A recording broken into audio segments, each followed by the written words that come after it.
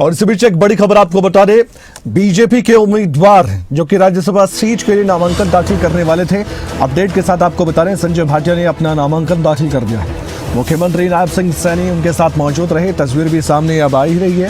Haryana BJP के अध्यक्ष मोहनलाल कौशिक भी उनके साथ थे। हरियाणा बीजेपी प्रभारी सतीश पुनिया समेत कई बड़े नेता बीजेपी के यहाँ पर दिखाई दिए। संजय भाटिया अब राज्यसभा जाने की पूरी तैयारी में है।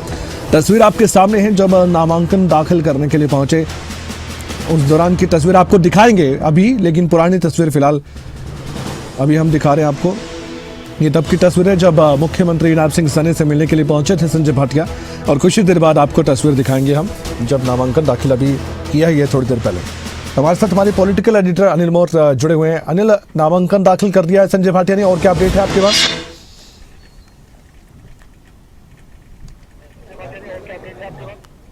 देखिए, बिल्कुल कमल, बड़ी खबर है जो संजय भाटिया भाजपा के राज्यसभा उम्मीदवार उनकी तरफ से नामांकन दाखिल कर दिया गया। इस वक्त हम खुद हरियाणा विधानसभा में मौजूद है, जहां पर जो ऊपर कमेटी रूम है वहां पर राज्यसभा सदस्य चुनाव के लिए नामांकन दाखिल कर दिया गया है संजय भाटिया की तरफ से। इस दौरान हरियाणा के मुख्यमंत्री नायब सैनी मौजूद रहे, हरियाणा बीजेपी प्रभारी सतीश पुनिया, हरियाणा बीजेपी अध्यक्ष मोहनलाल बड़ोली मौजूद रहे, जो पार्टी के वरिष्ठ नेता थे, जो वरिष्ठ मंत्री थे, वो भी इस दौरान मौजूद रहे। सांसद का जो चुनाव होना है, राज्यसभा सदस्य का जो चुनाव होना, उसके लिए संजय भाटिया भाजपा के उम्मीदवार है। और संजय भाटिया का चुना जाना बिल्कुल तय है, क्योंकि आंकड़ों के लिहाज से बात करें, भाजपा 31 विधायक जिनके पास है वो राज्यसभा के लिए चुना जाएगा। और भाजपा का आंकड़ा तो खुद भाजपा के विधायक है 48-3 निर्दलीय, तो भाजपा का आंकड़ा जरूरत से भी ज़्यादा। तो यहाँ पर चुनाव की नौबत आती है तो संजय भाटिया का चुना जाना तय है। वहीं मैं आपको दो बड़ी अपडेट देना चाहूँगा। फिलहाल जो कांग्रेस के तमाम विधायक है, नेता प्रतिपक्ष भूपेंद्र सिंह हुड्डा के आवास पर मौजूद है, जहाँ पर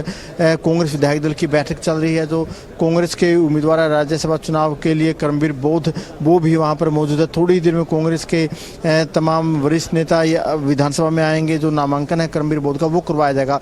और जो तीसरी सबसे बड़ी बात है, तीसरी सबसे बड़ी खबर है, पूरा प्रदेश यही जानना चाहता है। सतीश नांदल फिलहाल मुख्यमंत्री आवास पर मौजूद है।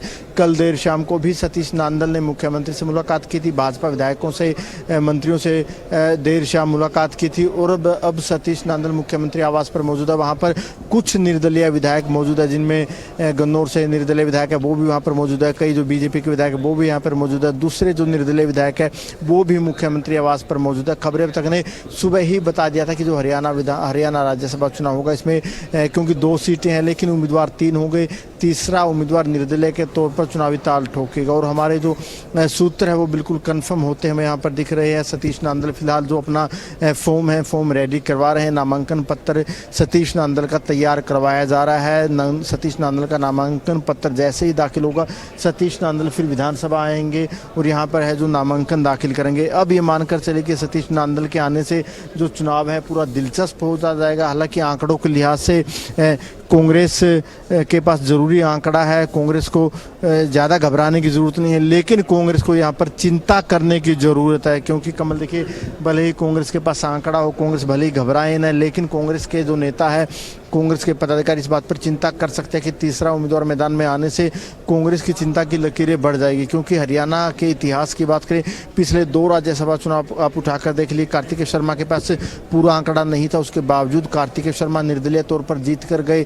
कांग्रेस में क्रॉस वोटिंग हुई, जिसका खामियाजा कांग्रेस को उठाना पड़ा। उससे पहले सुभाष चंद्रा का चुनाव सबको याद होगा, जब स्याही कांड हुआ, कांग्रेस के पास जरूर से ज़्यादा नंबर गेम था। उसके बावजूद जो उम्मीदवार थे RK आनंद, जिनको इनेलो का भी समर्थन था, कांग्रेस का भी समर्थन था, वो भी चुनाव हार गए थे। तो कांग्रेस के लिए चिंता की बात हो जाएगी। सतीश नांदल अगर यहाँ पर फॉर्म भरेंगे निर्दलीय के तौर पर, जो अपना नामांकन दाखिल करेंगे, जैसे मैंने आपको बताया कि फिलहाल सतीश नांदल का जो नामांकन पत्र है वो तैयार हो रहा है। मुख्यमंत्री आवास पर सतीश नांदल मौजूद हैं।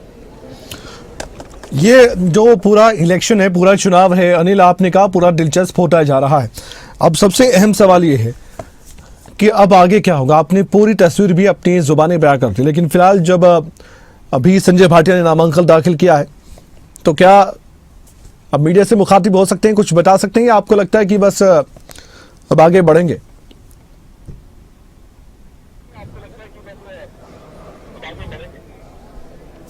देखिए बिल्कुल क्योंकि नामांकन दाखिल हो चुका है। संजय भाटिया का मुख्यमंत्री विधानसभा में मौजूद है। हरियाणा बीजेपी अध्यक्ष मोहनलाल बड़ौली, हरियाणा बीजेपी प्रभारी सतीश पूनिया विधानसभा में मौजूद है। भाजपा के जो वरिष्ठ नेता मंत्री है वो भी विधानसभा में मौजूद है। नामांकन हो चुका है।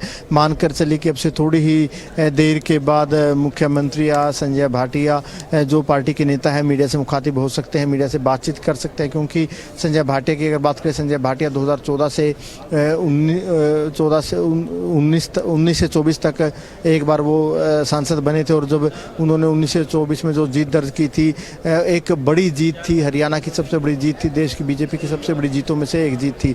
2024 में उनको टिकट नहीं मिला, उनकी जगह पर पूर्व मुख्यमंत्री मनोहर लाल चुनाव लड़े, जीते, केंद्र में मंत्री बने। तो कहीं ना कहीं संजय भाटिया को पार्टी की तरफ से एक सब्र रखने का, त्याग करने का फल दिया, उनको राज्यसभा भेजा और मानकर चले कि उनका नामांकन हो चुका है। उसके बाद मीडिया से संजय भाटिया भी बातचीत कर सकते हैं, मुख्यमंत्री भी अपनी बातें मीडिया के सामने रख सकते हैं। वहीं जो कांग्रेस के नेता है फिलहाल भूपेंद्र सिंह हुड्डा के आवास पर मौजूद थे, तमाम विधायक वहां पर मौजूद थे, थोड़ी ही देर में विधानसभा पहुंचेंगे। उनकी तरफ से जो नामांकन है कर्मवीर बोध का, वो नामांकन भरा जाएगा और जो सबसे ज़्यादा नजरें इसी बात को लेकर टिकी हुई है कि जो तीसरे उम्मीदवार होंगे जो निर्दलीय तौर पर चुनावी मैदान में आएंगे, सतीश नांदल, जिनका जो नामांकन पत्र की जो प्रक्रिया है वो लगातार चल रही है। बहुत बहुत शुक्रिया जानकारी देने के लिए। अपडेट आपसे अन्य लगातार लेते रहेंगे हम। फिलहाल के लिए आपका बहुत बहुत धन्यवाद।